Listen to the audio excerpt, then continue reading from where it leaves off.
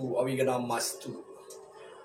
Bagi nyama atau saudara-saudara dia Hindu Dharma di seluruh Nusantara, tiang juru tapakan juru bima atau ikut putra Ismaya Jayu ingin menjadi Dharma Wacana atau ingin mengupas sedikit tentang apa yang saya ketahui, pengalaman apa yang saya dapatkan ketika berinteraksi di dalam pertapaan saya selama 5 bulan mengenai proses hidup. Jadi kenapa saya berada di ajang beliau?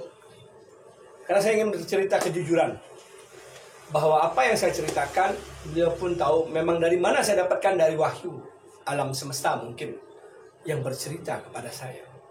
Tapi bukan dari orang, bukan dari manusia, bukan dari buku. Saya mendapatkan apa yang akan saya ceritakan tentang Dharma Wacana saya, masalah kehidupan manusia.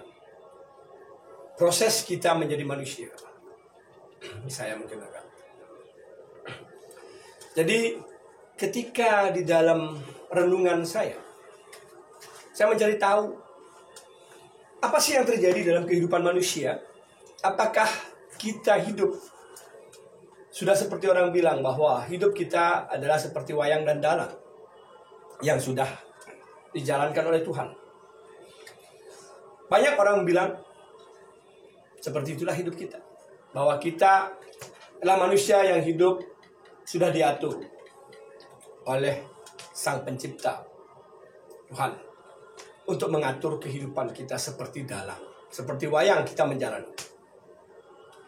Itulah kata cerita di dalam kisah-kisah yang saya dengar. Saya coba membedah. Saya coba bertanya dengan logika saya. Saya bertanya dengan doa saya kepada Tuhan. Apa yang terjadi dengan diri saya?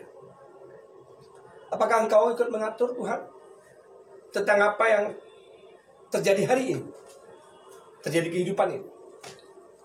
Apakah hidup saya seperti wayang atau seperti dalang, seperti orang bilang? Adakah yang tahu?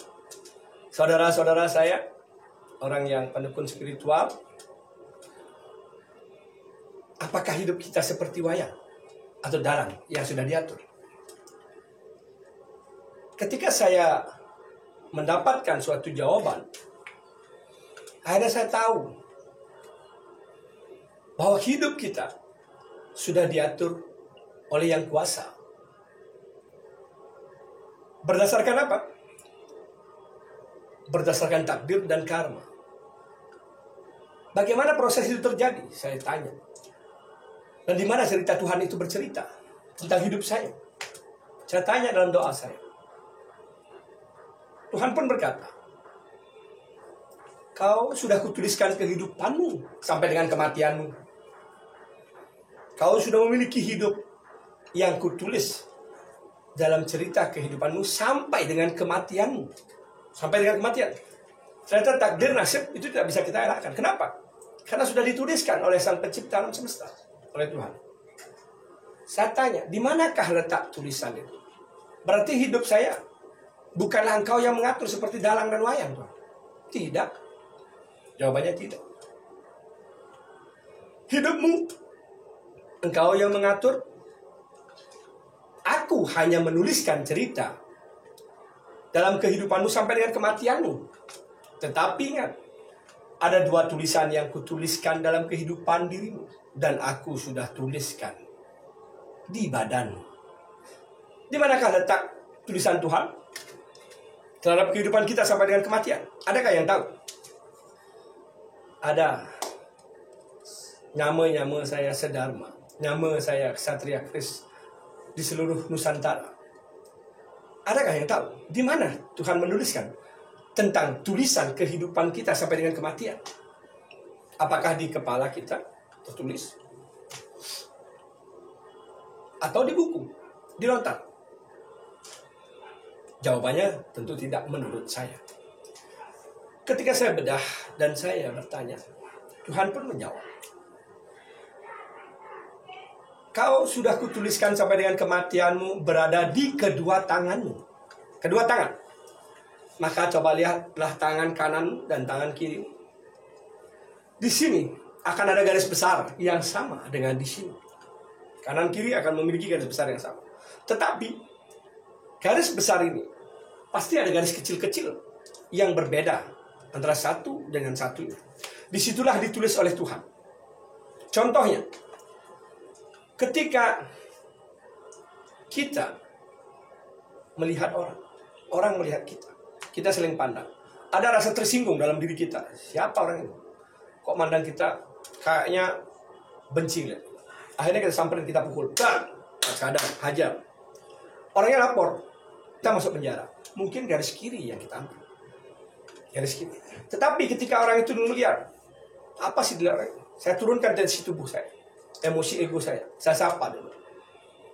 Halo, swastiastu, assalamualaikum, salam sejahtera, beli, namo buddhaya. Mungkin dia akan lain, oh, Jero Bima ya? Ismail Jai. Oh ya saya penggemar. Saya sering ikuti di FB sering. Garis kanan, akhirnya saya ambil. Akhirnya saya dan dia menjadi sahabat. Menjadi nyaman. Garis kanan saya ambil. Ketika saya turunkan.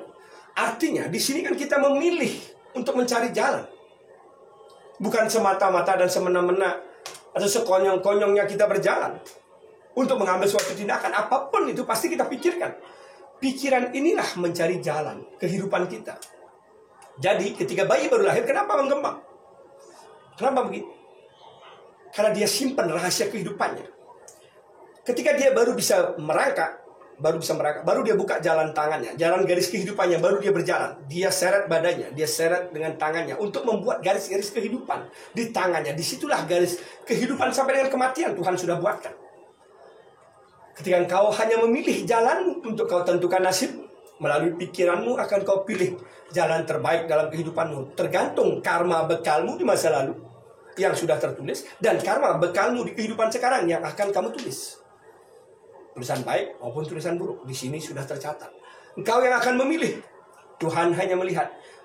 Disitulah proses yang saya dapatkan bahwa kehidupan kita semuanya sudah tertuliskan sampai dengan kematian kita. Yang menentukanlah kita, menentukan hidup kita dan takdir kita dalam proses kehidupan.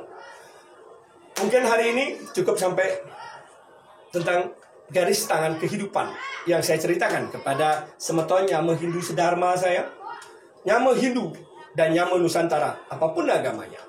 Lain waktu saya akan mengupas lagi tentang kehidupan manusia berdasarkan apa yang saya tahu yang diberikan wahyu oleh alam semesta. Mohon maaf apabila salah. Inilah pandangan saya berdasarkan apa yang saya ketahui dan saya dapatkan dari pertapaan saya yang saya rasakan. Terima kasih, salam bersaudara, salam Kris, salam menyambut tanpa batas, menyambut tanpa identitas, menyambut sampai tuntas. Rahayu sareng sami, jagat Nusantara, rahayu, rahayu, rahayu. Om Santi, Santi, Santi.